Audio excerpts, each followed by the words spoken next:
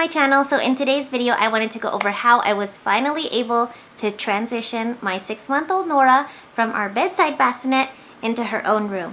And I will go over how we did it, give you some tips and tricks, and some signs to look for when you think it might be time to transition your baby out of your bedroom into their own room.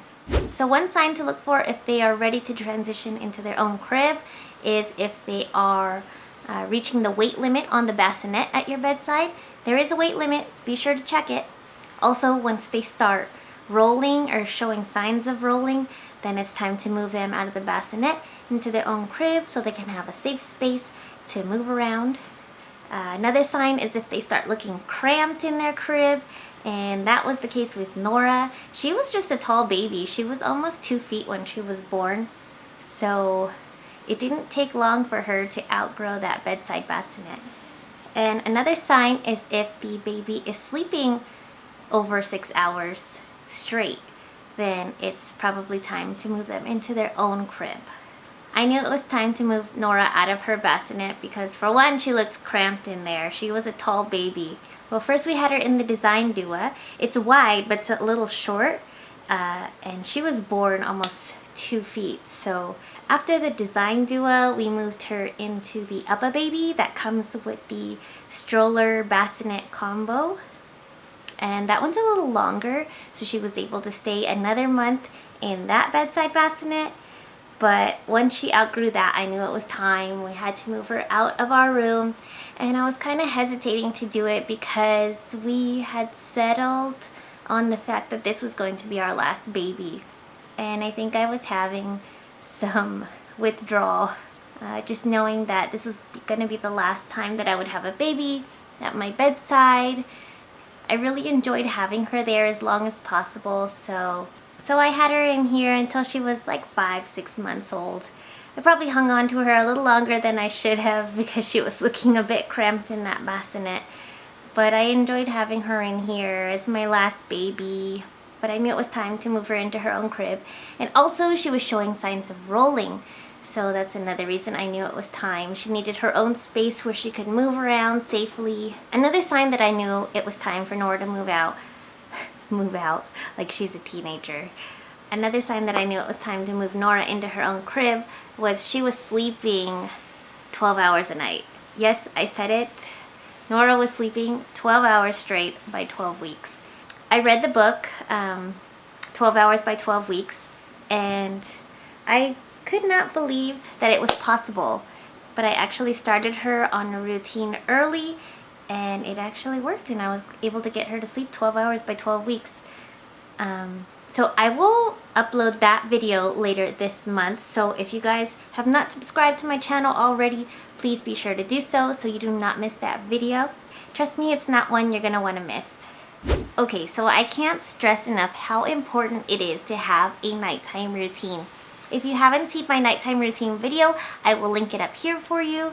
But it is so important because that's where you start. So you have a routine when they're at your bedside bassinet, so that way when you're transitioning them into their own crib, you still keep that bedtime routine so that they still know at the end of that routine it still means it's time to go to sleep. So our routine is she takes a bath, she puts her pajamas on, and then her soother, her swaddle, her lovey, and her sound machine. And as long as she has those 4 things, she is good to go. She is good to nap. She is good to sleep through the night. And now that she's a little older, she is particular about these things. So if she does not have her soother, her swaddle, her lovey, and her sound machine, then she's not going to sleep. But on the flip side, if she has those 4 things, she can sleep anywhere. So I can't stress enough how important it is to be consistent with these things. I've heard from a lot of mamas that their babies don't like the soothers or their babies don't like the swaddles. And honestly, babies don't like these things in the beginning. They have to get used to them. And once they get used to them, it becomes part of their routine. And once it becomes part of their routine, they become accustomed to these things.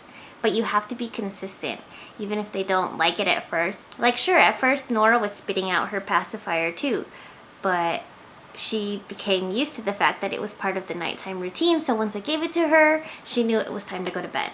The next step is once babies go into their own crib, they have to be swaddled with their arms out. So you have to get the baby accustomed to sleeping swaddled with their arms out first.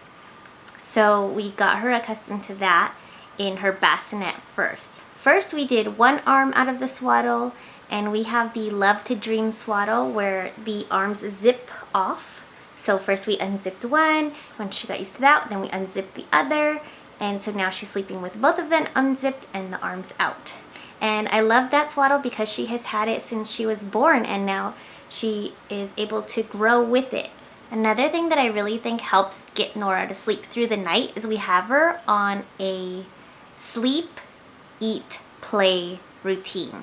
So we don't feed her before she goes to sleep. And the reason for that is if they become accustomed to eating to fall asleep, then they're going to be needing to feed to fall asleep throughout the night. So they're not going to be able to put themselves back to sleep on their own. They're going to be needing to eat to fall asleep again. So instead of feeding her to sleep, we feed her when she wakes up. And that way if she does wake up throughout the night, she knows she can put herself back to sleep. She doesn't need to be fed. They give a lot of good tips in the Taking Care of Babies course, and I will link that down below also. I took the newborn class and the sleep training class. Super helpful. I also read a lot of books. One of them was Getting Your Baby to Sleep, The Baby Sleep Trainer Way. Another one was 12 Hours by 12 Weeks. So I did a lot of research. So this time around I kind of felt ready. A little more ready than I was when I was with Nash. I felt like I was learning as I was going with Nash, where this time around I felt like, okay, I got the tips, the tricks, you know, I know what to do this time around. Okay, so before moving baby from room to room, you want to start slowly getting them used to their nursery. So you want to do your feedings in there, you want to do diaper changes in there, rocking them to sleep, reading them stories or singing to them while you're in there, just so they associate it as a happy place. So once it's time to transition them in there, they know, okay, I know this place, like it's not completely brand new to them. Also, before putting her in there for the full nighttime sleep, I started with naps during the day. And once she got used to sleeping in there for naps, then I felt comfortable putting her in there all night. Also, it's just easier to deal with the tears during the day than it is at night. And yeah, after a couple days of doing naps in the crib, then I felt comfortable to put her in there all night. And I had the monitor at her bedside, and I think she slept better than I did those first couple nights. I think I woke up like every half hour checking on the monitor or going in there if I heard any little sound just to make sure she was doing okay, and she slept great. And it's funny, there are studies that have been done that say that babies actually sleep better once they're out of your room. If they wake up and they know you're there or they can smell you, then they're going to want to play with you or they're going to want to eat because they know you're right there. But if they're in another room, there's something about it is that they sleep better, because all of us go through sleep cycles. We wake up every 40 minutes naturally. We do, babies do it. But if they're in their own bedroom, then they learn to put themselves back to sleep. And there's just something about it, they just sleep better. Even though Nora was sleeping through the night, if she knew I was there, she was a little more fussy. Like I would put the pacifier back in and she would go back to sleep. I didn't have to feed her or anything. It was really easy. But once I moved her into her own room, the unnecessary waking stopped. And even if she does wake up, she knows how to put herself back to sleep at night. And she's sleeping better and Mama's sleeping better, thank the Lord. So yeah, I hope this video was helpful for you. If you guys have any tips of how you moved your baby from your room into their own room, please feel free to share it down below. I love to hear from you guys. Also, if you guys have not subscribed already, you want to do that, because later this month I'm going to go over how I was able to get baby to sleep 12 hours by 12 weeks. And that is a video you are not going to want to miss. Someone just woke up from her nap. Perfect timing. By the time this video comes out, it's going to be Sunday, and I want to say Happy Mother's Day to all my mamas out there. You guys are warriors, you stay strong, and you're doing a great job. Even if it doesn't feel like it all the time, you are these little people's world. But these little people make it all worth it, don't they? Ooh. I will see you guys in the next one. Take care. Bye-bye.